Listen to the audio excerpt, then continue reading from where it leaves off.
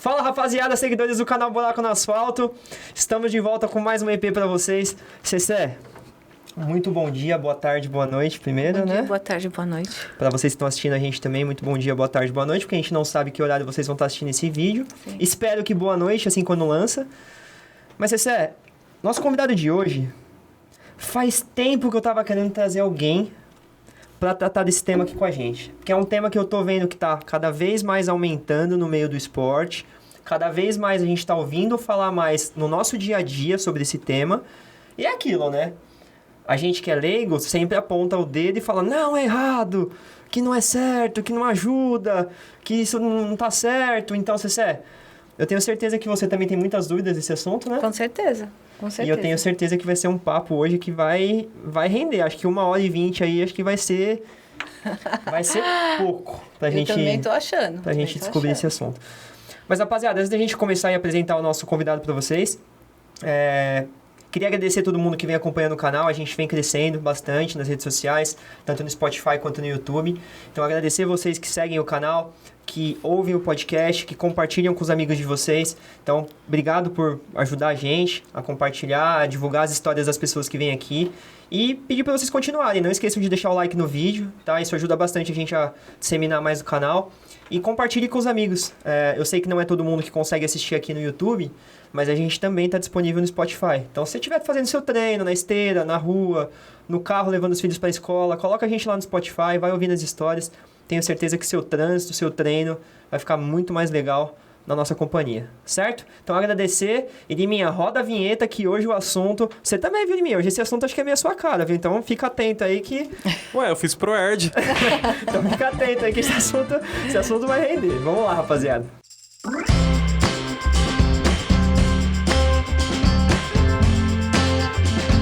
Cessé, vamos lá. Queria primeiro agradecer, né, você ter vindo aqui, porque esse assunto pra gente é um assunto enigmático, a gente fala assim. Então, cara, prazer receber você, agradecer de verdade por disponibilizar um tempo para atender a gente sabe que sua agenda é bem complexa, então seja muito bem-vindo ao canal. E a gente sempre começa os episódios falando para a pessoa que tá aqui se apresentar um pouquinho, dar um briefing da história, o que você faz. Muito bem. Bom, obrigado pelo convite. É um prazer estar aqui com vocês no Buraco no Asfalto. Bom, eu sou o Roberto Beck, eu sou médico formado em 2005 e minha especialização é em otorrinolaringologia. E depois da otorrino eu fiz uma especialização em diagnóstico da surdez infantil e adulto. Então eu faço eletrofisiologia da audição. E depois eu fiz doutorado, fui contratado na Faculdade de Medicina da USP, sou médico assistente da disciplina, sou professor da Faculdade de Medicina da USP. E aí, então... Nossa, mas só gente... Quantos anos você tem? Eu tenho 42. Caramba, cara. Jovem, super jovem. Um histórico já. Enorme. Parabéns. Obrigado. E aí, bom... E aí, depois de tudo isso, eu sempre tive uma ligação muito grande com o esporte. Né? Então, assim, eu jogo futebol desde criança, cheguei a jogar categoria de base... E minha mãe mandou estudar. Ela viu que não tinha muito futuro, me mandou estudar.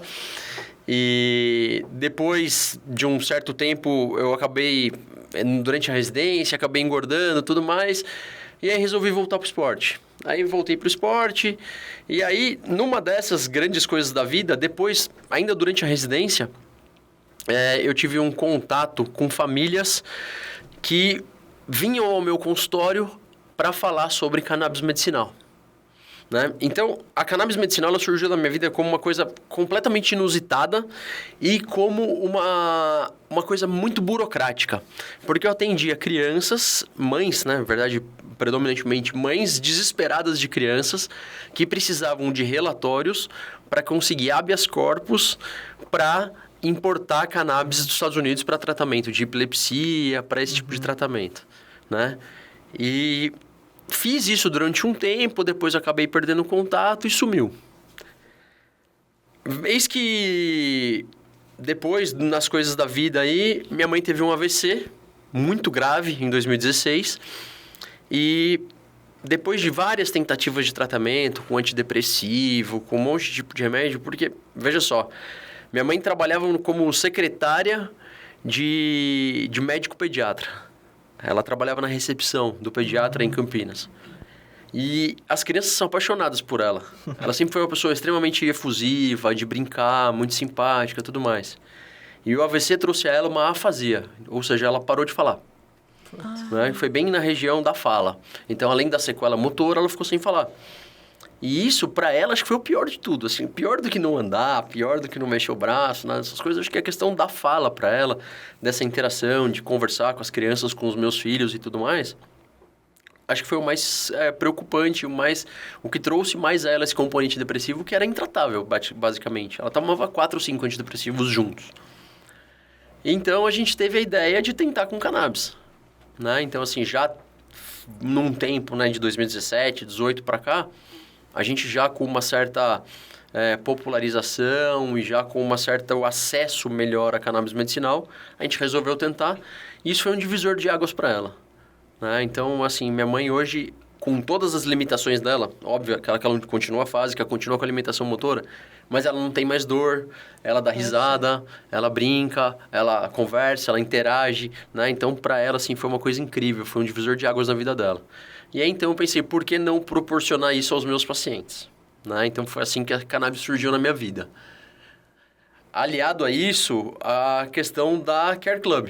Né? Então, assim, o nosso querido e saudoso Doc Maglioca, né? Ele e um outro colega sempre me mandavam pacientes para atender o otorrino.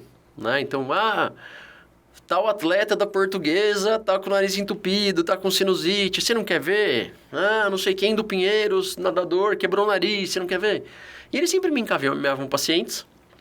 E eu não tinha onde atender em São Paulo, porque eu atendia só em Guarulhos ou no hospital. E aí, um belo dia, eu montei uns slides de PowerPoint, bati na porta do Gustavo, falei... Eu já conheci o Gustavo da faculdade. E eu bati na porta do Gustavo e falei, Gustavo, eu quero trabalhar aqui com você. Não, mas por que eu preciso de otorrino na Care? Aí eu abri o negócio lá, falei, por causa disso, disso e disso. Ele falou, você começa amanhã. E assim, ele já era meu amigo, a gente já tinha uma liberdade boa. E eu vendi esse projeto para ele, né? E ele, como tudo, ele comprou. Né? Ele comprou a ideia, porque ele é um cara que era... A visão além do alcance, né? Um cara que tinha uma visão do empreendedorismo, uma visão da medicina, uma visão da pessoa, que era incrível. E aí ele comprou o meu projeto e hoje eu já estou há 4 ou 5 anos na Care, com essas interrupções da pandemia e tudo mais, mas trabalhando com esporte, né? Então hoje eu me sinto feliz e realizado porque assim, eu consegui... trazer a minha formação em otorrino, mais a formação de cannabis para trabalhar com esporte, que era coisa que eu amava desde a infância, né? Então, acho que eu consegui juntar todo mundo. O útil ao agradável, né? Unir o útil ao agradável. Então, hoje eu consigo pagar meus boletos fazendo uma coisa que eu realmente amo muito, né? Uma coisa que é extremamente prazerosa para mim, trabalhar com atleta, estar no meio de atletas e tudo mais. Isso é muito legal. Cecê, a primeira pergunta que eu queria fazer pro doutor é assim... Esse assunto de cannabis sempre foi um assunto muito enigmático aqui no Brasil, né? Porque a gente fala em cannabis, as pessoas já pensam num baseado de, né? Pessoa fumando um baseado. E a cannabis tem muitos benefícios também a nível de saúde pra gente, tratamento principalmente de doenças graves. Quando esse assunto começou a me desmistificar aqui no Brasil, doutor? Quando foi que começou a ser um pouco mais plausível, até para os seus pacientes, quando você falava sobre cannabis... Porque eu imagino que para os primeiros, acho que você devia falar, as pessoas deviam, né, ter um baque, né? Exato. Então, eu acho que assim, desde de 2019, em que a gente teve a RDC, né, que possibilitou essa importação de maneira mais fácil e mais com um caminho mais bem delineado, isso já facilitou esse acesso, né? Acho que você falou a palavra-chave aí, que é desmistificar. Né? Então, uma coisa que eu sempre falo é a diferenciação entre cannabis medicinal e cannabis recreativo. Então, cannabis medicinal, em relação ao cannabis recreativo, nós estamos falando de coisas completamente diferentes. A única coisa que tem igual é que vem da mesma planta, tá? Então, assim como você tem perfumes que vêm da mesma planta e tem sabores completamente diferentes, assim como você tem comidas que vêm da mesma origem e que tem coisas completamente diferentes, a cannabis é a mesma coisa, né? Então... A partir da mesma planta, eu consigo fazer o baseado, que eu vou ter aí buscar efeitos psicoativos, e a partir dessa planta eu consigo extrair extratos da flor e da folha, tudo mais, para conseguir produzir óleo, creme, comprimido, até batom, dermocosmético, né? Então, hoje em dia, nos Estados Unidos, você tem prateleiras e mais prateleiras de dermocosméticos à base de cannabis, né? Então, você tem várias possibilidades, né? E eu acho que, assim, essa possibilidade que você tem fora do país, né? Dos nossos pacientes, das pessoas visitarem outros países e verem esse acesso facilitou bastante, né? Então, as pessoas lá têm muito mais liberdade para tratar sobre esse assunto e muito mais possibilidades, né? E, além disso, também, eu acho que a mídia ajuda um pouco, mas também atrapalha como fala, né? Então, a mídia fala canabidiol. Então vamos falar de canabidiol. Mas, peraí. Então, essa é a primeira coisa que eu sempre falo. Não é canabidiol. Canabidiol é uma parte do que eu uso. Existem mais de 150 fitocannabinoides. Né? Então, a gente precisa entender para que serve cada um, como que cada um pode ser usado, né? Então, é um trabalho de formiguinha. É um trabalho de desmistificar e colocar essas ideias mais claras para as pessoas, para que elas consigam entender que existe essa diferença, que é uma diferença abissal, uma diferença muito grande, né? E a literatura, a ciência ajuda também, né? As publicações e tudo mais. E uma coisa que, a partir do momento que as pessoas estão usando mais, ela consegue observar nos seus pares os benefícios, né? Então, eu acho que muita gente hoje em dia conhece alguém que toma ou já tomou e se beneficiou de alguma maneira, né? Então, acho que essa popularização também facilita o boca a boca, também facilita a disseminação. Hoje já é possível receitar para pacientes assim e ele conseguir o medicamento com mais facilidade ou não? Ainda existe essa dificuldade toda? Não, sim, existe, é muito mais fácil, né? Então, hoje em dia, existe a possibilidade de se comprar na farmácia tradicional. Tá? Já é possível? Aqui no Brasil, já? Aqui no Brasil, tá? Então, você consegue sair do meu consultório com uma receita azul, né? Que é aquela receita de controle especial, né? E com essa receita de controle especial, você consegue comprar o seu canabidiol. Aí sim, canabidiol, tá? No Brasil, só é possível se vender canabidiol full spectrum, tá? Na farmácia tradicional, na farmácia comum, tá? E aí, existe também a possibilidade de, com uma receita, eu fazer um registro na Anvisa, tá? E importar o medicamento, tá? E o medicamento chega na sua casa via transportadora. DHL, né? essas coisas, Através tá? das farmácias de manipulação, ainda não. Não com qualidade, tá? Então, existem algumas farmácias de manipulação que até se propõem a fazer isso, mas não tem certificado de autenticidade. Tem uma coisa que a gente chama de COA, né? Que é um certificado do que existe dentro do produto. Sim. Tá? E essas farmácias ainda não te proporcionam esse COA para você saber o que tem exatamente no produto. Existem também ONGs, né? Então, existem algumas ONGs que trabalham com habeas corpus para plantar, né? Então, eles plantam e produzem o próprio óleo, tá? Então, tem em Bauru, tem em Marília, tem em Belo Horizonte. Então, existem algumas ONGs espalhadas pelo Brasil que fazem isso e fazem essa comercialização também, né? Então, você entra lá, faz o cadastro na associação, envia a receita e eles te reenviam um óleo, tá? Mas aí também, qual que é a diferença? Puxa, acho super válido, tá? Um custo acessível, tá? Então, principalmente para quem tem pouca condição, é um custo bastante acessível, mais acessível do que a farmácia tradicional, mais acessível do que o importado. No entanto, é muito artesanal, né? Então, esse fato de ser mais artesanal, menos industrial, faz com que o óleo não respeite sempre a mesma característica. Então, no começo, quando minha mãe usava, ela usava de ONG, tá? Então, num mês chegava um com uma certa coloração, no outro mês a coloração já era um pouco diferente, o cheiro era um pouco diferente, tá? E aí, você também, algumas delas até têm certificado, outras não. Então, você não sabe exatamente a quantidade, tem lá quantos miligramas por ml, uma coisa artesanal, né? Então, isso acaba afastando um pouco essa possibilidade, essa questão quando se trata de tratamento mesmo, né? Mas a questão mas é custo mesmo, tá? Ainda é um tratamento caro, mesmo na farmácia, tá? Mesmo aqui na farmácia tradicional, ainda é um tratamento que vai variar entre 400 e 600 reais, mais ou menos, o frasco, tá? Que dura? Depende do paciente, tá? Mas pode durar entre 30 e 60 dias. É caro. Então, é caro, mas, Pra por quem exemplo... não tem condição, claro, Isso, mas se você for pensar num tratamento com um antidepressivo, por exemplo, um antidepressivo, uma caixinha custa 200 reais, 250, 300 reais. Então, é um custo um custo mensal, não o custo do frasco, mas é um custo mensal aceitável, tá? Sim. E os importados, eles estão cada vez mais barateando também. Né? Então, existe essa tendência a baratear esse custo dos importados. Ainda tem o custo com frete, todas essas coisas, mas aí é uma coisa que tende a baratear. A melhorar. Sim. Doutor, o tratamento, ele é específico para algumas doenças ou ele pode ser utilizado para todas as doenças, enfim? Exatamente. Então, isso é uma outra coisa que eu gosto de desmistificar, porque tem alguns colegas, principalmente fora, né? Então, fora tem os conhecidos Green Doctors.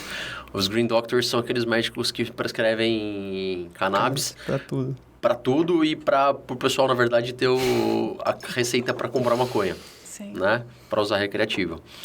E aí, existiu e existe essa ideia de se tratar de uma panaceia, de que é uma coisa que poderia servir para tudo, para qualquer um, né? E, sinceramente, eu acho que não é isso, tá? Eu acredito que, bom, eu fiz doutorado e depois do doutorado você fica muito chato com a ciência. Então, assim, como você tem que estudar muito para escrever tese e tudo mais, então você lê criticamente muitos artigos, né? E eu acho que a gente tem que conseguir pesar o que existe de publicação. Então, o que a gente tem de publicação muito boa a respeito de cannabis hoje em dia? Ansiedade, depressão, dor crônica, epilepsia e tratamento oncológico, tá? Então, tratamento oncológico relacionado às comorbidades oncológicas, tá? Outras boas coisas, sono, tá? Então, insônia e as comorbidades relacionadas à insônia, tá? E aí, outras coisas que vêm surgindo são condições metabólicas, tratamentos odontológicos, tá? Então, tratamento de dor, tratamento de gengivite crônica, tratamento de úlceras bucais, tá?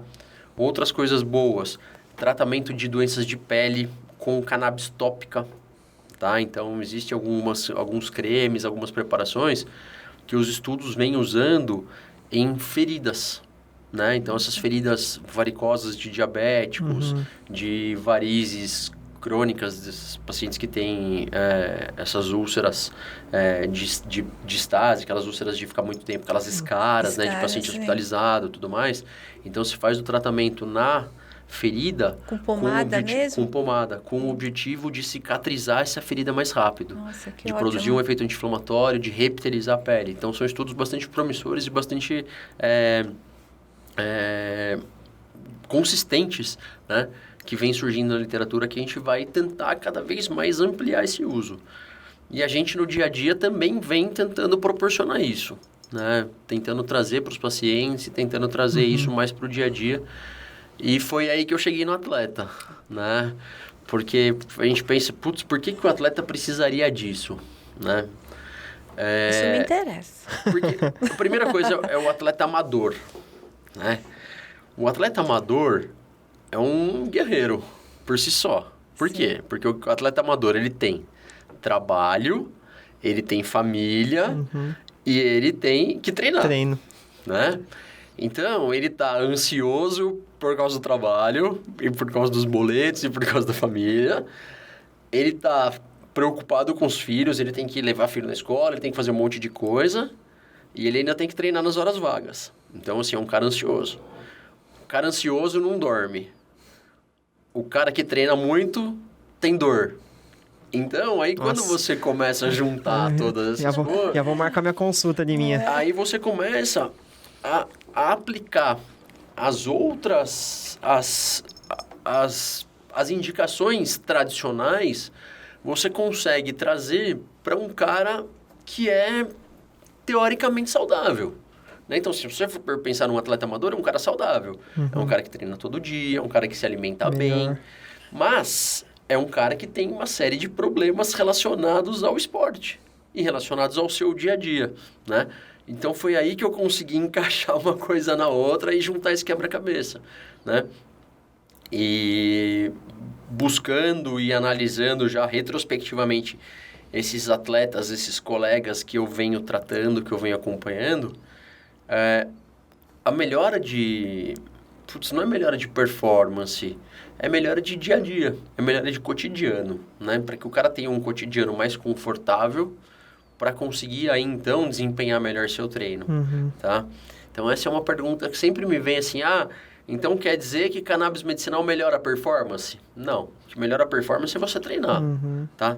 Só que eu vou te dar mais uma ferramenta para conseguir treinar melhor, tá? Por quê? Porque você vai conseguir dormir melhor, você vai ficar menos ansioso, você vai conseguir comer melhor, fazer todas as suas atividades melhor, para então treinar melhor, treinar mais e, se der tudo certo, melhorar seu tempo na maratona, melhorar seu tempo na corrida quando você for fazer alguma prova, né? Então, não é que eu vou melhorar sua performance, eu vou te dar ferramentas para você melhorar seu treino. Né? Que, consequentemente, pode lá na frente melhorar sua performance. Justamente. Mas principalmente melhorar a qualidade de vida, né? Então, o atleta amador, ele pensa principalmente não só na performance, mas ele pensa em qualidade de vida. Exato. Todo mundo que vai para corrida não vai para ganhar a Maratona de Berlim. Vai para melhorar a qualidade de vida, para ter saúde, né? Para ter um hobby, para ter uma saúde, para melhorar aquele minutinho no final da prova, né? Mas principalmente pensando num hábito global de saúde, né? Então, acho que é isso basicamente que eu tentei juntar e trazer pro dia a dia do atleta. E a procura é grande, doutor, de atletas? Tem aumentado bastante. Felizmente, não. Mas tem aumentado bastante, né?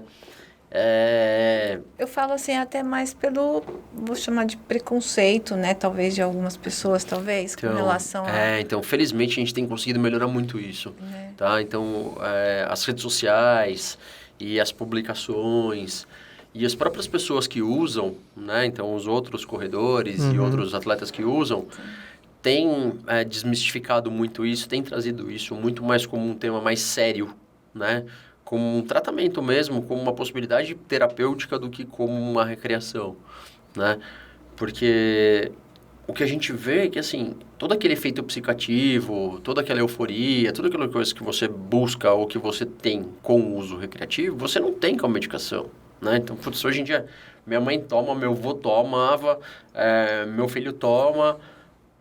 cada um para uma certa coisa, e cada um toma um canabinoide diferente. Não é o mesmo para todo mundo. Não é o mesmo para todo mundo, e não é a mesma dose para todo mundo. Legal. Né? Então, minha esposa está tomando para outro motivo também, né? E assim, cada um tomando para o seu motivo, e cada um tomando formulações diferentes, mas está todo mundo trabalhando. Então, assim, eu tomo o meu antes de minhas gotinhas antes de ir para o trabalho, tomo antes de dormir. E, assim, não tem nenhum desvio de conduta, não tem nenhum desvio, nenhuma alteração psicoativa que não me possibilite de dirigir, nada dessas coisas, né? Então, assim, é um remédio como qualquer outro. Então, assim, tem que ser tratado como remédio, né? Prescrito por médico, então você vai passar no médico, vai passar na consulta, vai ganhar uma receita, vai comprar na farmácia, né? Então, é um remédio como a dipirona, como o paracetamol, né? Com seus riscos e seus benefícios, né? Então, quando você toma uma dipirona para dor de cabeça, você tem que saber que a dipirona para dor de cabeça tem riscos e tem benefícios, né? E a mesma coisa com a cannabis medicinal, né? Isso vem melhorando, principalmente num certo grupo mais... um grupo que tem mais acesso à informação, isso vem melhorando até que rapidamente. Então, a procura é muito grande, né? Hoje em dia, eu vou te dizer que, assim, o grosso dos meus pacientes são pacientes com insônia, tá? Então, a insônia, eu acho que é o... né? Acho que é o mais comum. Isso é ligado mais também à ansiedade, né? Então, a ansiedade e a insônia são os problemas dessa nossa geração. Né? Então, e a pandemia trouxe muito disso, né? Acho que a pandemia e o home office... eles trouxeram um problema que está bastante relacionado à falta de hábito, a falta de rotina, né? Então, o que é rotina?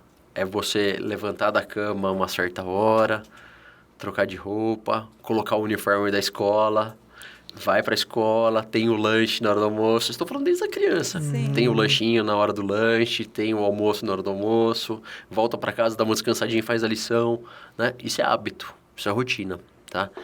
E o nosso ciclo biológico do sono e da vigília, ele depende muito de rotina, porque ele depende de produção hormonal.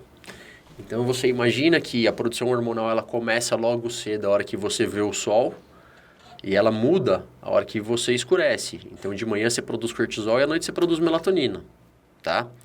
Se você ficar em casa o dia inteiro no home office, muitas vezes você não vai nem perceber, tá? Você não vai perceber essa variação de claro e escuro, né? Porque tem a luz e todas as coisas. E aí, o que aconteceu na pandemia foi que uma boa parte do pessoal ficou dentro de casa e perdeu essa rotina. De ter hora para hora para deitar, dormir. hora para levantar, hora para se trocar.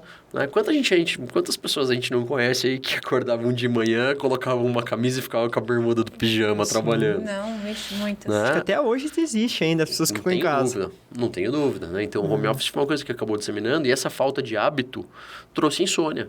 Porque se fica o dia inteiro dentro de casa, não produz cortisol, não produz melatonina, não treina, não faz nada, vai chegar de noite, quem que dorme? Você não tem sono, né? Então, hoje em dia, boa parte dos meus pacientes tem alguma queixa relacionada à qualidade do sono, né? Então...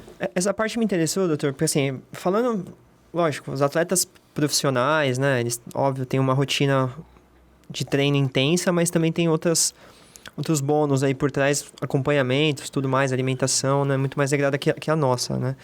Então, assim, esses dois pontos que você levantou dos benefícios do uso do canabidiol medicinal aliado ao esporte me interessou muito, porque são dois pontos que, para mim, pessoalmente, eu sofro muito. Um é o sono, eu tenho muita dificuldade de dormir rápido, de dormir cedo. Eu acho que é muito uma questão da cabeça não parar, sabe? E aí junta... a questão de a gente praticar esporte às vezes muito tarde, adrenalina e tudo mais. E tela também, a gente veio para atrapalhar bastante a gente. E outra que me interessa muito são dores, porque a gente estava até conversando aqui antes de começar, infelizmente a gente acaba sofrendo com lesões devido ao esporte. Repetição e o aumento quando você... Estava conversando até com meu treinador isso semanas atrás. Infelizmente, performance nem sempre está ligada a saúde corporal, muitas vezes. Então, a gente acaba expondo o nosso corpo numa intensidade que nem sempre ele está preparado para aceitar. Então, principalmente na questão... Acho que no sono ficou bem claro que realmente deve baixar a adrenalina, deve deixar você um pouco mais tranquilo. Mas em questão das lesões, como isso auxilia no tratamento ou na prevenção de lesões? Tá, então vamos lá. Na verdade, nós vamos ter que juntar as duas coisas para responder a sua pergunta. Primeiro que o sono é o principal recovery que a gente tem, né? Então, putz, a gente faz bota, a gente faz gelo, a gente passa pomada, pode fazer um monte de coisa. Mas se você não dormir bem, não tem recuperação muscular, tá? E não é recuperação muscular, é recuperação neuromuscular. É o componente cognitivo, é tempo de reação, é tempo de memória, tá? Tudo isso aliado a liberação e eliminação de radical livre no músculo. Durante a noite, tudo que você acumulou de radical livre e tudo que você acumulou de substância inflamatória na musculatura vai ser depurado, tá? Então, se você dormir 3 horas, 4 horas, ou se você dormir de uma qualidade, mesmo que você durma 10 horas, mas se você dormir muito mal, um sono muito agitado, um sono que você não consiga ter os ciclos adequados, você não vai conseguir ter essa recuperação muscular adequada. Então aí, além da produção de GH, da produção de testosterona e de hormônios ligados à saciedade, né? Aí vem a primeira coisa relacionada à lesão. Né? Então, se você não tiver uma noite adequada de sono, no dia seguinte você vai treinar e vai engatar outro treino, e aí você vai começar a fazer acúmulo de substâncias tóxicas dentro do músculo, tá? Então, aí vem o primeiro ponto relacionado ao sono. Onde que a cannabis entra aí?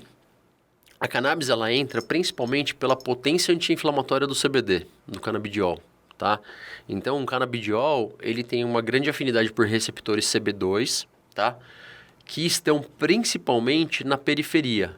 Então, músculo, sistema imunológico, gastrointestinal, tá? Pele, tudo isso tem muito receptor CB2 e esses receptores CB2 têm muita afinidade pelo canabidiol, então eles vão agir mais lá. Os receptores CB1, eles estão mais no cérebro e eles têm mais afinidade para o THC e para os derivados do THC, mas também para o CBD. Tá? Então, o CBD ele tem tanto uma ação periférica quanto uma ação central. E a ação periférica do CBD mais esperada e mais exuberante, eu diria, é a anti-inflamatória. Tá? Então, essa ação anti-inflamatória periférica, principalmente muscular, é o que vai te proporcionar uma recuperação muscular mais rápida. Tá? Outro ponto está relacionado à ansiedade. Né? Então, a partir do momento que você usa a formulação de CBD, você tende a diminuir a ansiedade, que vai conseguir fazer com que seu sono fique mais adequado, que você tenha uma melhor qualidade de sono, tá? Existe também um fitocannabinoide, né? Então eu chamo de fitocannabinoide toda aquela substância que vem da planta cannabis, tá? Chamado CBN. O que é o CBN? É o canabinol. O canabinol é um produto de degradação do THC. Então o THC na sua forma ácida ele pode ser transformado em canabinol. E o canabinol, ele há muito tempo atrás, na década de 70, na década de 80, ele foi muito estudado com relação às suas possibilidades e expectativas relacionadas à indução e manutenção do sono. Tá? Então, ele era muito usado lá atrás em estudos para sedação.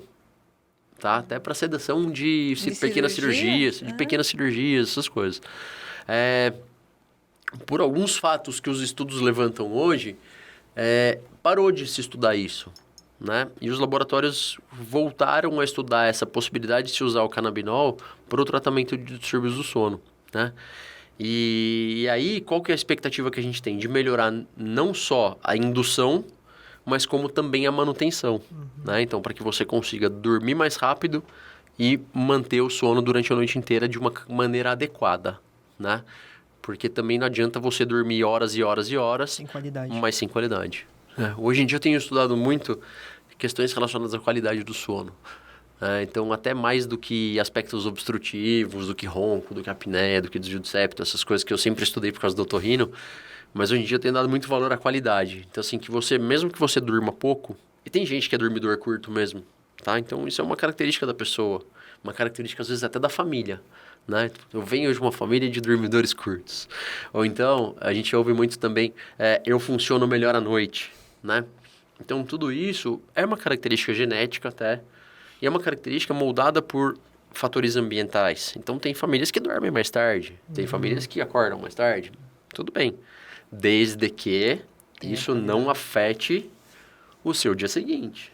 Né? Então, assim, se eu tenho o hábito de dormir às 2 horas da manhã, mas eu tenho que acordar às 6 para ir para a escola, né? Ou tenho que acordar às 6 para vir para o trabalho, e você ficar até às 10 da manhã tentando pegar no tranco, igual o carro a álcool no inverno, né? Vai ser muito mais difícil, né? Então, a gente tem que moldar esse cronotipo, moldar esse hábito da pessoa, esse hábito genético, à possibilidade do dia a dia. Então, tem gente que hoje em dia, assim, que pode acordar mais tarde e vir trabalhar mais tarde. Tudo bem, dorme mais tarde, mas que durma bem, né? Então, isso eu acho que é um fator importante. E aí, bom, eu não paro de falar, gente. Não, pode, muita informação. Lógico. Tem uma outra coisa que você levantou também, que é a questão da tela, né? Existe uma coisa que a gente chama de higiene do sono. O que é higiene do sono? São coisas que a gente faz antes da hora de dormir ou perto da hora de dormir para melhorar a qualidade da nossa noite. Não só da indução, mas também da noite inteira, né? Então, eu costumo comparar o nosso sono àquela corda naval de treino, né? Como que é o nosso dia? O nosso cérebro, ele funciona através de onda, tá? Então, as nossas ondas cerebrais ao longo do dia, elas são ondas extremamente rápidas e de curta duração, né? Então, são estímulos, estímulo o tempo todo. Então, estímulo visual, estímulo auditivo, estímulo sonoro, são vários estímulos ao longo do dia. E quando a gente vai dormir, o que a gente tem que transformar?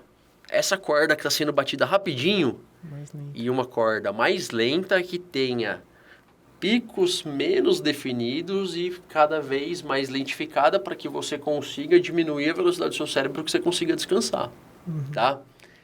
E como é que você faz isso? Bom, primeira coisa, desligando o celular, né? Então, o celular, as pessoas falam do celular por causa da luz. Ah, luz azul, a Apple tirou a luz azul, né? Então, hoje em dia não tem mais luz azul, tem o modo noturno e tal. Não é só esse o problema. O problema é a quantidade de informação. Então, veja que quando você está mexendo no celular, lá você está passando o dedinho para cima no feed, né? Então, assim, é coisa para cima, coisa para baixo, e vem notícia de um lugar, vem notícia de outro, vem foto de não sei quem, aí você vê a foto e vai atrás da... Né? Então, assim, uma quantidade de informações muito grande, né? E, além disso, a luz, né? O estímulo também da luz. Então, a primeira coisa, tirar a tela, 1h30, 2 horas antes da hora de dormir, não ter tela. Isso serve para televisão, né? Isso serve para qualquer tipo de estímulo, né? Outra coisa é você evitar treinar à noite, né? Então, os treinos mais pesados, principalmente os treinos de endurance, né, devem ser feitos longe da hora de dormir, de preferência de manhã. Por quê? Todo treino maior, mais que 40 minutos, 1 hora, já existe uma descarga de endorfina muito alta, né? Essa descarga de endorfina muito alta vai fazer com que o seu cérebro fique muito ativo durante um longo período. E isso vai prejudicar a qualidade do sono, tá? Eu costumo sempre falar daquele futebolzinho da noite, né? O pessoal vai lá, marca a quadra 10 da noite para jogar o futebol society. Aí chega em casa às 11, termina o futebol às 11, toma uma cervejinha, chega em casa meia-noite e vai pegar no sono às 3 da manhã, porque chega pilhado, né? Sim. Então, isso está relacionado à descarga de endorfina. Então, essas atividades muito extenuantes, essas atividades muito elétricas, devem ser preferencialmente de manhã, tá? Fazer uma musculação, uma natação um pouco mais leve, um treino de yoga, uma RPG, tudo bem. O que não pode é fazer um treino muito pesado, Intenso. muito puxado, muito intenso à noite, né? O treino de tiro, né? Outra coisa, alimentação, né? Então, é evitar alimentos muito pesados perto da hora de dormir.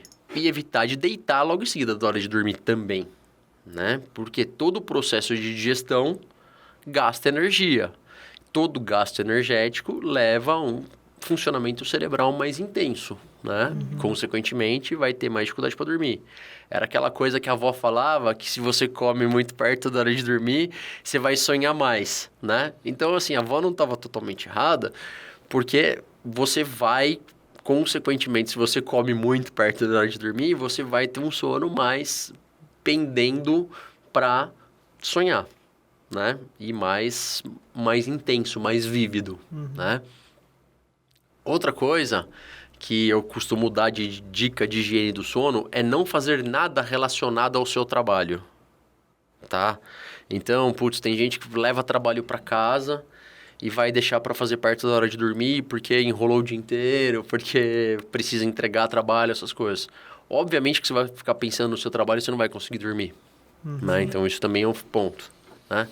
E aí, o mais legal de tudo foi que eu encontrei, uma vez eu estava lendo sobre isso, eu encontrei um artigo muito interessante, que é não fazer conta e não discutir a relação perto da hora de dormir. Então, Ai, que você fica não dorme a dica, tá? Que DR não se faz na hora de dormir. Deixa pra lá do café. Deixa pra hora do café da manhã, tá? Então, assim, esses autores são autores Legal. eu não lembro de qual universidade americana que fizeram esse estudo, que casais que brigam perto da hora de dormir dormem pior, tá? Legal. Então, aí para as esposas e maridos fica a dica de não discutir Segura a um relação, pouco. segura um pouquinho, dorme, engole a raiva, engole a mágoa Se e discute no dia depender de nós seguinte. mulheres, não vai rolar. Não, mas tem que engolir a No dia mágoa para o dia seguinte, tá? Porque isso daí pode piorar a qualidade de sono de ambos, né? Então, isso é uma coisa interessante. Mas a higiene do sono é uma coisa que é mais importante do que qualquer remédio, né? E a gente pensa muito pouco nisso, né? O sono é muito subestimado, eu acho, ainda, né? Mas até que hoje se tem falado muito sobre o sono, né? A gente ouve muitos médicos até, psiquiatras, psicólogos, né? Falando dessa questão do sono, de você descansar a mente e dar essa desligada, né? Realmente, Isso realmente. tem sido bastante Foi debatido. foi muito subestimado durante um bom tempo, né? A gente não vê o tanto que isso é importante no nosso dia a dia. É uma função vital, né? Então, comer, dormir e hidratar, né? Sim. E a gente come e hidrata e não dorme direito, não pensa nisso, né? Mas isso, você que atende vários atletas, eu imagino, é uma dificuldade grande de um percentual grande de pessoas, não é? Essa Grande. questão de dormir bem para um atleta, porque acho que junta a questão da ansiedade de competir, de entregar um bom treino, fora da rotina também, que é pesada, não só dos atletas profissionais, mas dos amadores, como você falou que a rotina é mais pesada. Acho que é difícil encontrar uma pessoa que consegue realmente ter uma noite de sono boa, né? Muito difícil, muito difícil. Por isso que eu falei assim, que essa daí é a maior queixa no meu consultório hoje, tá? Então, assim, se você for pensar nas queixas dos atletas, né, atletas amadores ou profissionais, a principal queixa que eu tenho é relacionada à insônia. Ou insônia inicial, como a sua, né, de pegar no sono, ou a insônia de manutenção. Ah, eu deito e durmo igual uma pedra, mas eu acordo 200 vezes à noite e não consigo dormir mais, ou acordo 3 horas da manhã e daí em diante eu não consigo dormir mais, né? Então, essa insônia de manutenção é também uma queixa bastante frequente, né? Então, o cara tá tão cansado que ele consegue pegar no sono, mas aí a qualidade do sono é tão ruim que ele não consegue manter adequadamente, né? E Então, aí isso que entra o medicamento que pode auxiliar e ajudar. Exato, né? Então, aí a possibilidade do uso do CBN, por exemplo, é uma possibilidade que é bastante boa, né?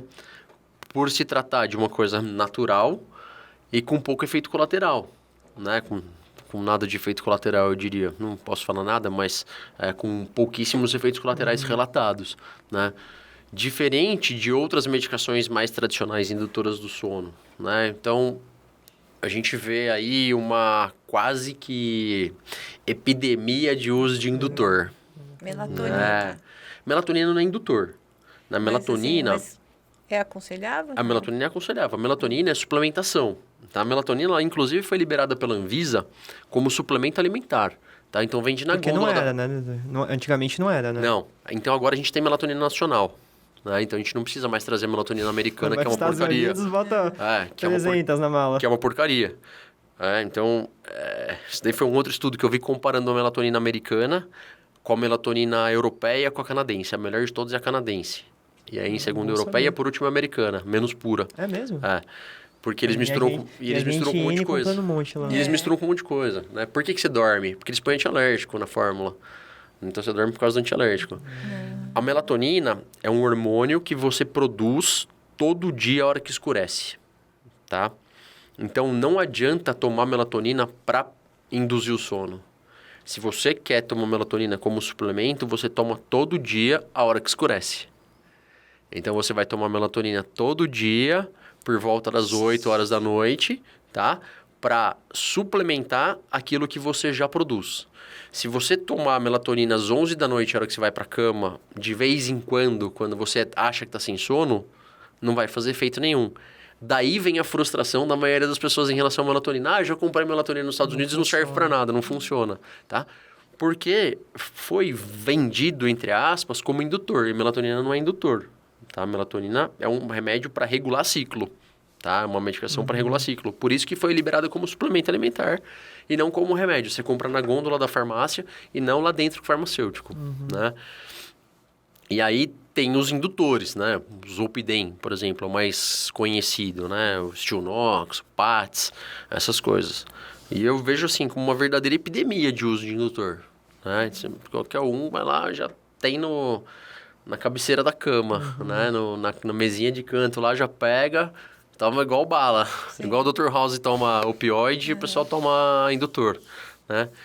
E o grande problema do indutor do sono é o dia seguinte, né? Então, o indutor do sono ele tem uma ação central muito importante. Então, o que a gente vê é muita alteração de memória e concentração no dia seguinte. Então, por mais que você tenha uma indução do sono boa, assim, não vou tirar o fato e o benefício de ser realmente um indutor do sono fantástico, né? Mas o uso crônico e recorrente pode trazer alguns problemas no dia seguinte, né? Bem como os benzodiazepínicos, né? Os clonazepam, alprazolam, essas outras coisas que também tem muita interação do sistema nervoso central, né? Então, não sei, não é que eu sou contra nem a favor, não sou psiquiatra, não vou discutir esse tipo de coisa, mas eu não sei, eu acho que quanto menos você puder, quanto mais você puder evitar de tomar essas coisas, melhor, né? Com certeza. Doutor, uma pergunta ligada ao esporte. O uso do cannabis medicinal, ele tem algum tipo de proibição com a UADA? Como tá isso Isso. a nível do esporte? Então, assim, a UADA, ela permite o uso de CBD, tá? De canabidiol, tá? Então, o CBD isolado, ele é 100% aceito sem nenhuma restrição, tá? A restrição existe em relação ao THC, tá? Então, o THC ele continua sendo proibido pela UADA na concentração acima de 15 nanogramas por ml de urina, tá? Essa é uma concentração muito baixa, tá? Então, assim, é uma concentração realmente para pegar uso recreativo, tá? Mas, para o atleta profissional, a gente usa o CBD isolado, principalmente em períodos de competição, tá? E essa proibição da UADA, ela vem ainda relacionado principalmente ao uso recreativo mesmo, não vem relacionado ao uso medicinal, né? Porque, teoricamente, o uso recreativo fere os princípios do esporte, né? Os princípios morais do esporte, tá? Mas, pensando em termos de... Eles vêm cada vez mais estudando e juntando literatura. Então, assim, o último congresso da UADA foi muito debatido o uso de cannabis medicinal. Muito debatido mesmo, tá? Eles ainda optaram por manter a proibição, mas já com uma certa tendência a ter uma liberação de até uma certa quantidade de uso medicinal, tá? Então, para você ter uma ideia, qual que é a diferença, né? Então, quando eu uso o THC, então existem algumas formulações que eu preciso usar THC mais alto. Por exemplo, para dor crônica. Então, dor crônica, eu preciso usar um nível maior de THC, porque eu preciso ter um acesso ao sistema nervoso central para controle da dor, tá? Aí eu uso 40 miligramas por dia de THC na formulação de gota, tá? Entre 5 e 40 miligramas, 40 miligramas como dose máxima, tá? Um prensadão desses aí chega a ter 500 miligramas de THC. Nossa. É muito mais. Muito mais, né? Então, assim, mesmo essa formulação rica em THC, mais rica em THC, não vai te provocar os efeitos psicoativos que um recreativo vai te trazer, né?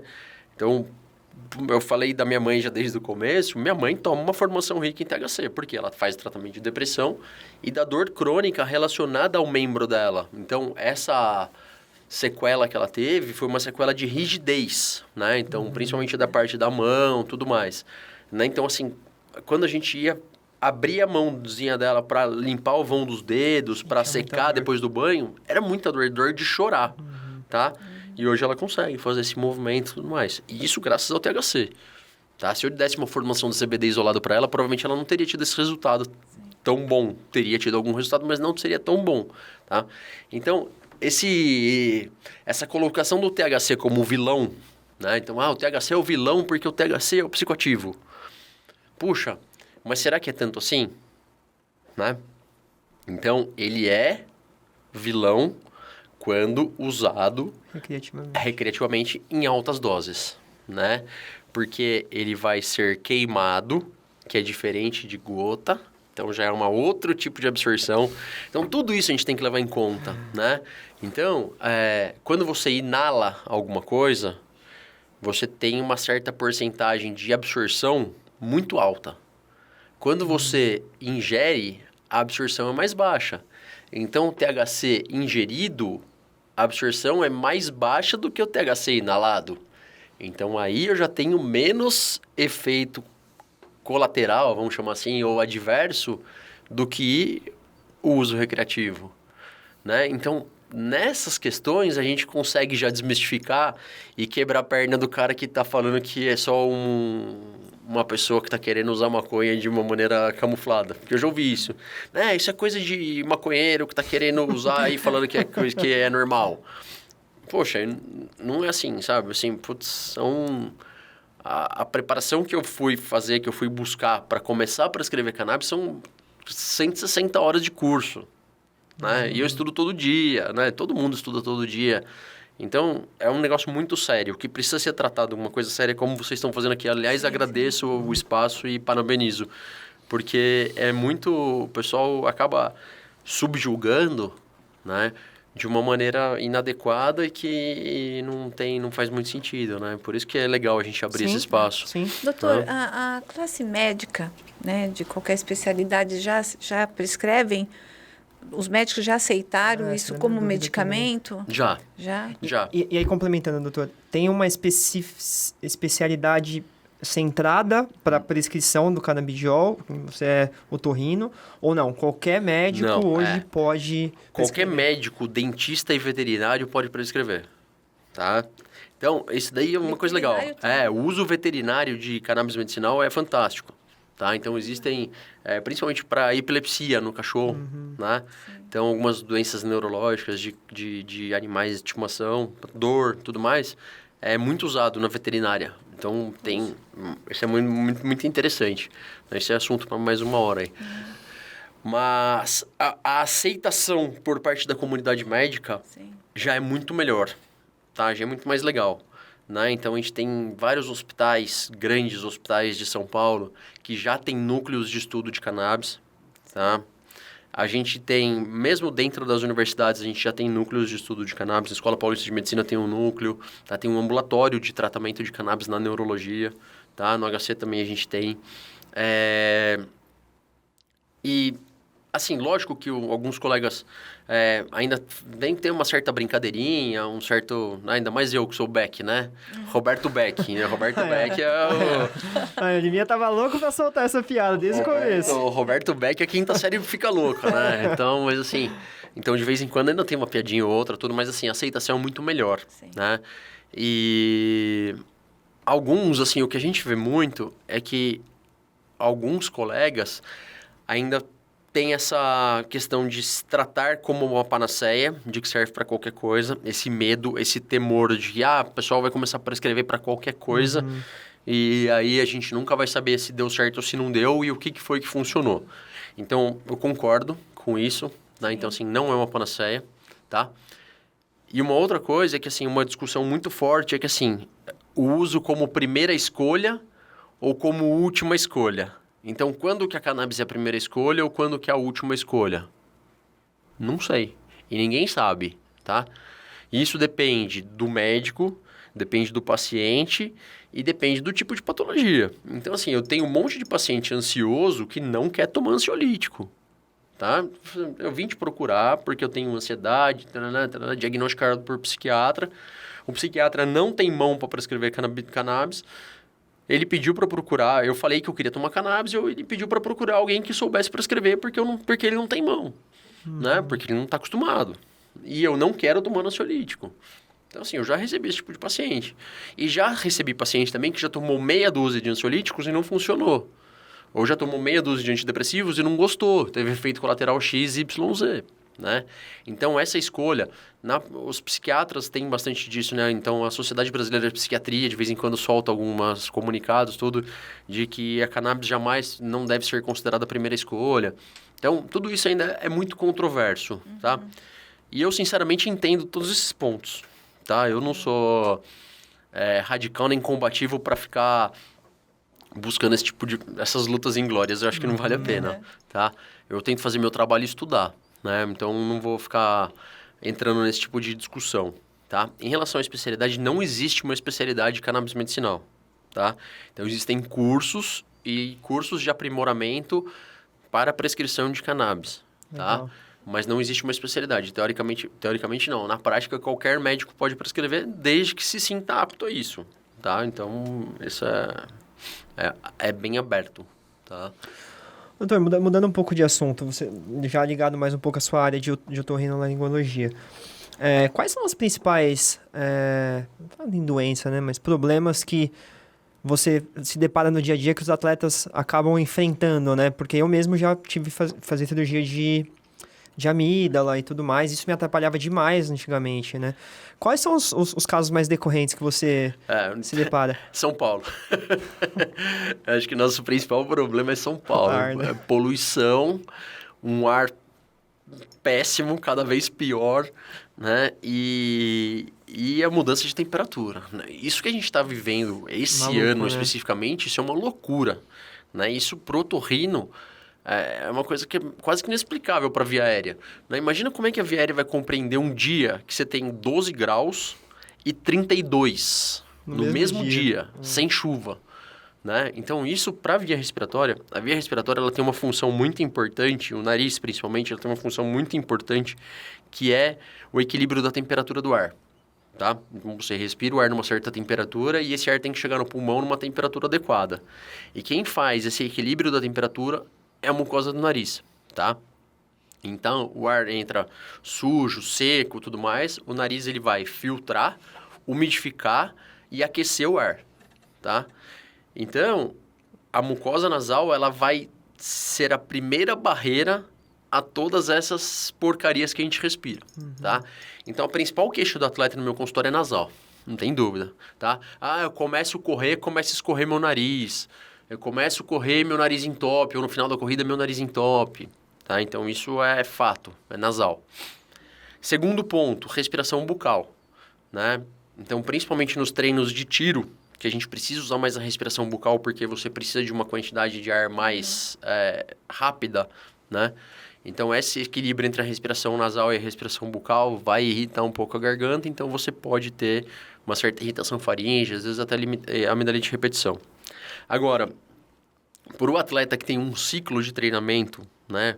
Então, vamos supor, estou treinando por uma maratona daqui 6 meses. O que acontece muito durante o ciclo são infecções de vias aéreas. Então, sinusite, por exemplo, de repetição, tá? E isso está relacionado principalmente aos picos de treinamento, tá? É muito importante que a gente consiga conciliar o pico do treinamento, a boa alimentação, boa hidratação, sono e suplementação, tá? Porque senão o sistema imunológico desaba. Tá? Então, assim, no atleta existe uma tendência a cair o número de leucócito, principalmente quando você aumenta a carga de treino, cai o leucócito. Você vai ficar com a série branca do sangue mais baqueada, né? Então mais deficiente. Consequentemente, você está mais suscetível a infecções de repetição. Né? Então, eu vejo muito, essa semana agora, voltando da maratona. Teve maratona de Berlim, maratona de Buenos Aires e Ironman, né?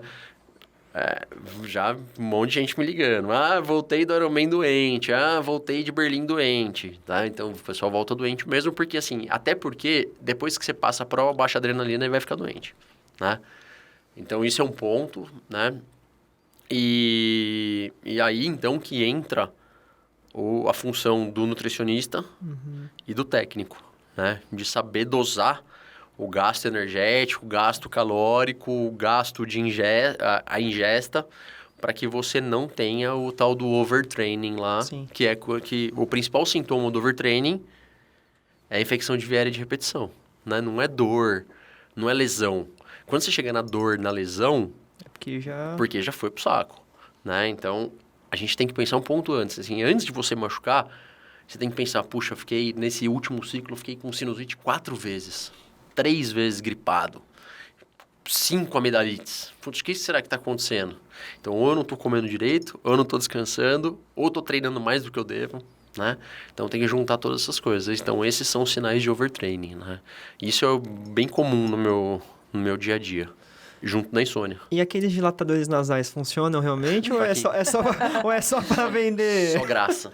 Nossa, usei tantos, David. Não, que tem um amigo meu que se não correr com aquilo, ele não corre. Então, ele fala que aquilo é um milagre. A maioria das pessoas, eu vou te dizer que coloca até no lugar errado, tá? Coloca muito em cima. Aqui em cima só tem osso, não adianta nada colocar aqui.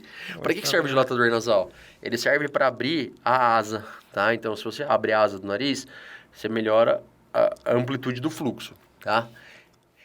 Ele serve para quê? Ele serve para quem tem alguma deficiência da válvula nasal, que é essa porção mais anterior, tá? Então, você percebe, assim, tem algumas pessoas que, quando vão fungar o ar mais forte, ao invés de abrir, fecha, né? Então isso é uma deficiência da válvula nasal, tá? Tem até umas crianças que brincam com isso, né? Que eu consigo fazer. E para essas pessoas o dilatador funciona muito bem, né? Então, porque daí você vai manter a válvula nasal aberta e, consequentemente, você vai ter uma melhor resposta, tá?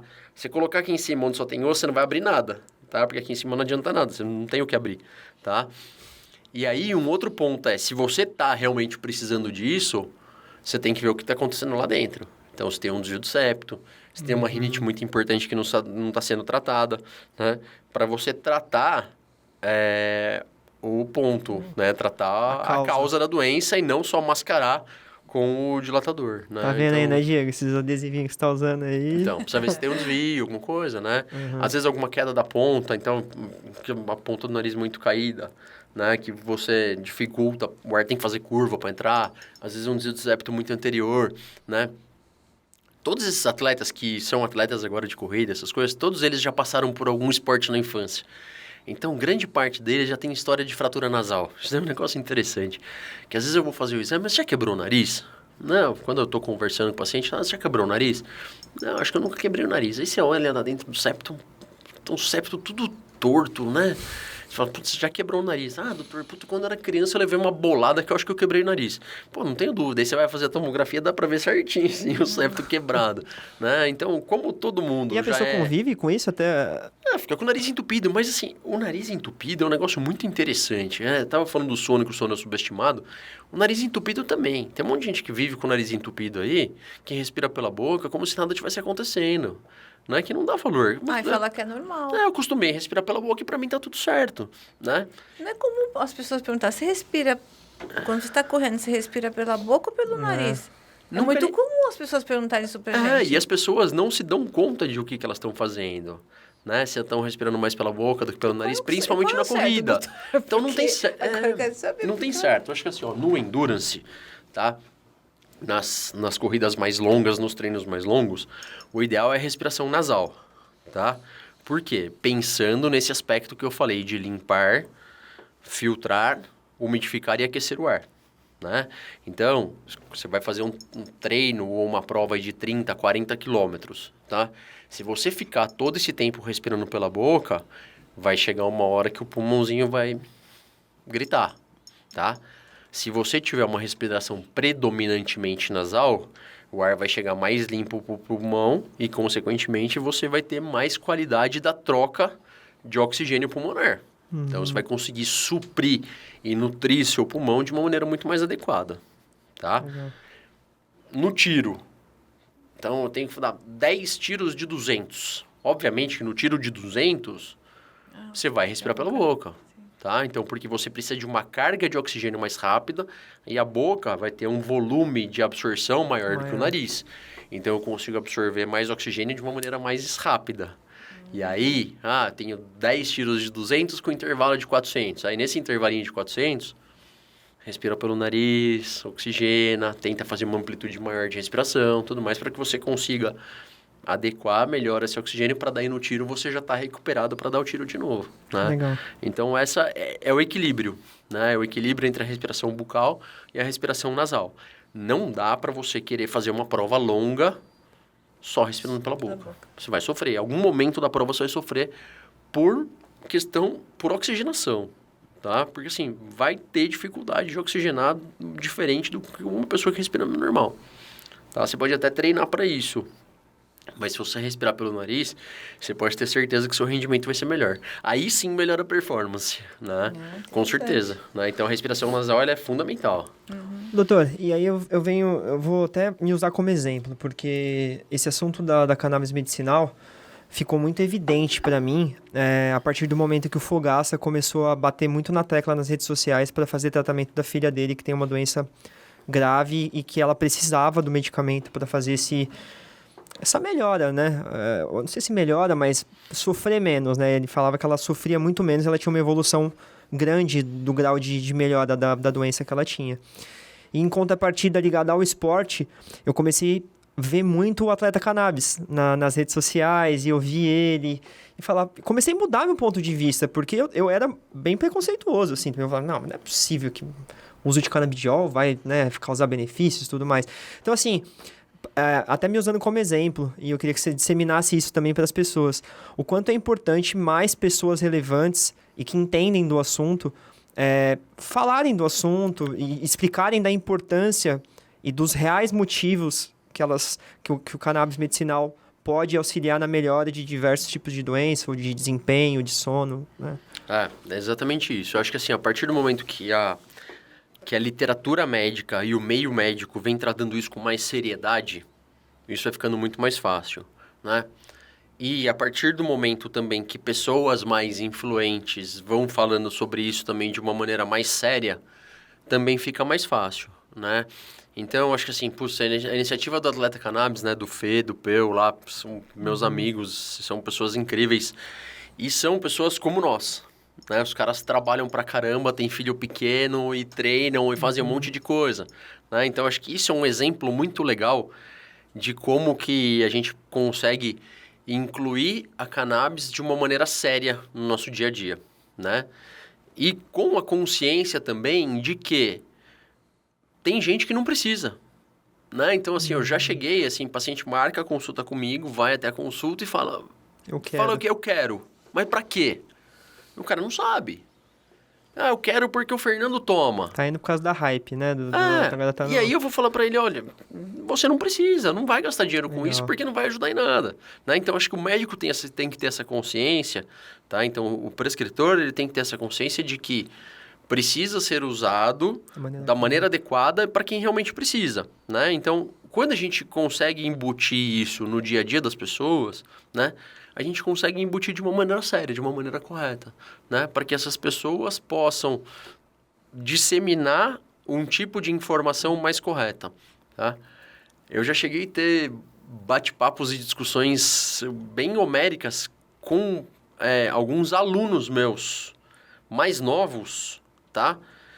E que vinham com essa ideia de uso recreativo e de hype, né?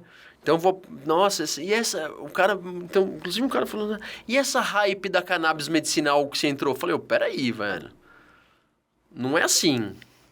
Isso é uma coisa que, assim, eu tô estudando, é uma coisa que, assim, eu posso te trazer uma pilha de artigo aqui que eu já li, né? Então, assim, eu tenho uma pasta no meu computador que tem 700 artigos lá que eu estudei, né? Então, assim, as pessoas precisam encarar isso com seriedade, né? E, assim, esse exemplo do Fogaça, o exemplo do Fê, o exemplo do Peu, né? Do pessoal que... Mesmo os outros atletas lá do grupo também que eu tenho tratado, que eu tenho acompanhado, né?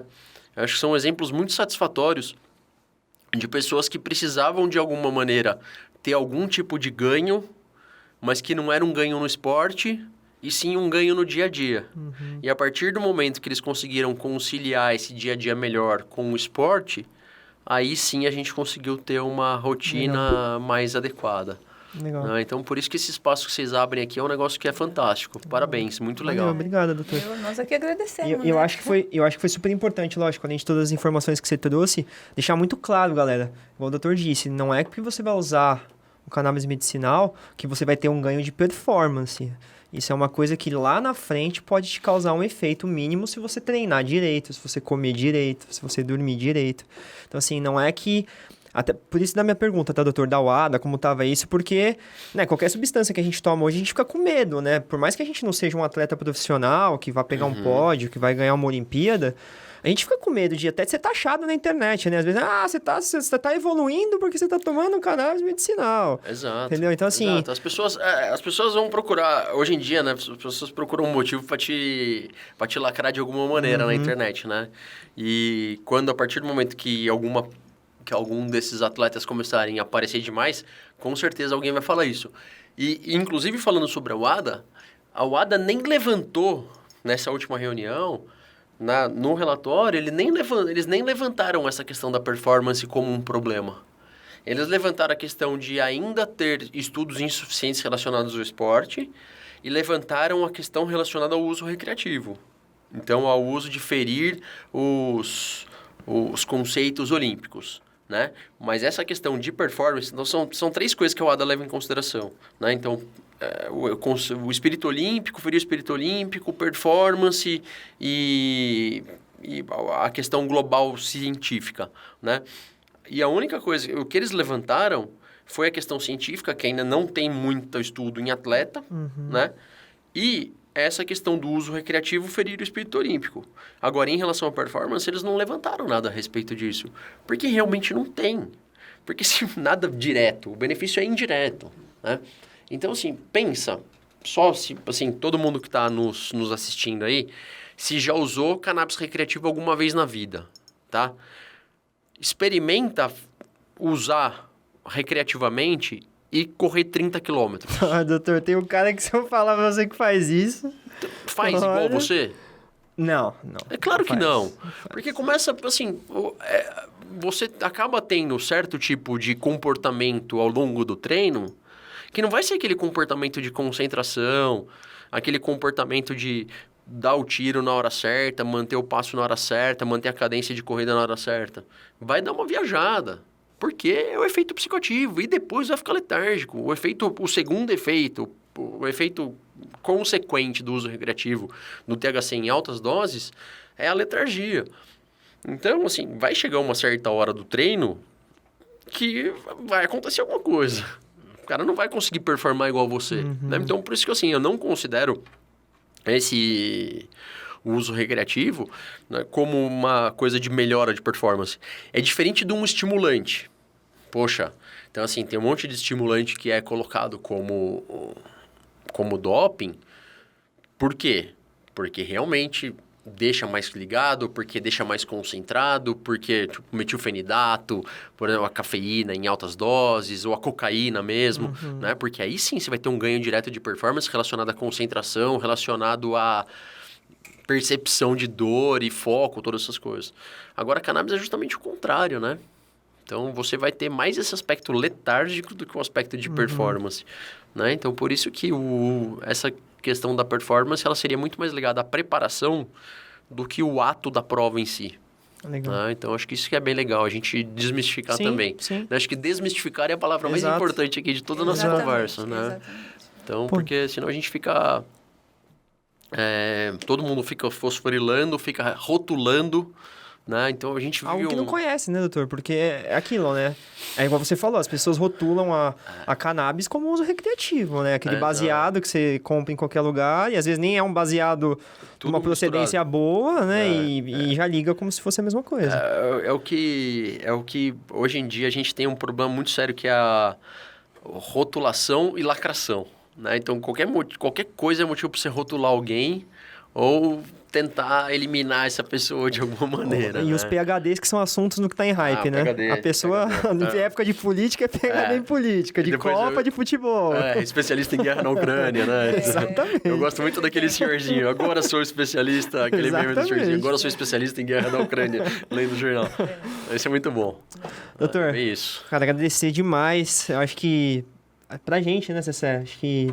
Nossa, foi bem esclarecedor sim. pra gente. Eu acho Sim. que a galera que está ouvindo vai ser, assim, de uma grande ajuda. E tenho certeza que, pelo esclarecimento, vão ajudar a divulgar, né? Sim, com esse certeza. novo medicamento de uma forma diferente. Ô, Fê, coloca as redes sociais do doutor na tela. Pra quem quiser, que tá assistindo a gente, quiser, os contatos dele vão estar aqui na nossa descrição do vídeo, tá? Então, quem quiser acompanhar a rotina dele de treinos, porque ele também treina, né? Além de trabalhar bastante, ele também treina. Mas para quem também se interessou pelo assunto, detectou... Aqui, mamãe na praia, ó. Ah, Só que legal. lá, Que curtindo a legal. praia. Que legal. Que legal, Tomando- né? Que ela agora tá, Tomando né? a cerveja. Tem a vida normal. Toma a Sim. cervejinha dela na praia com os Oh, netos, legal. participa do Legal, churrasco com a legal. gente e tal. Então, assim, ela tem as limitações dela, mas hoje em dia ela consegue Mas ter não uma... se compara, né, doutor, com o que ela estava antes, vamos dizer, né? Com certeza. Então, hoje em dia, ela consegue ter uma vida dentro das limitações dela, uma vida absolutamente normal, né? Uma vida que é bem adequada, bem boa. Legal. Então, você que está em casa aí e detectou no nosso bate-papo aí alguma deficiência, alguma coisa que tenha gerado interesse em procurar o doutor para conhecer um pouco melhor, marca uma consulta com ele lá na Care Club ou então nos hospitais que ele atende, tá? Para ver se realmente precisa, se realmente é adequado para o seu caso, mas procure um profissional adequado aí para estar direcionando vocês aí para, né, para melhor. A possibilidade de possível. atendimento online também, Legal. para todo o Brasil. Tá? Tem paciente no Sul, tem paciente no Nordeste. Então, Legal, tem doutor. bastante Legal. gente aí, felizmente. Show de bola. Um negócio Então, que tá sendo muito legal.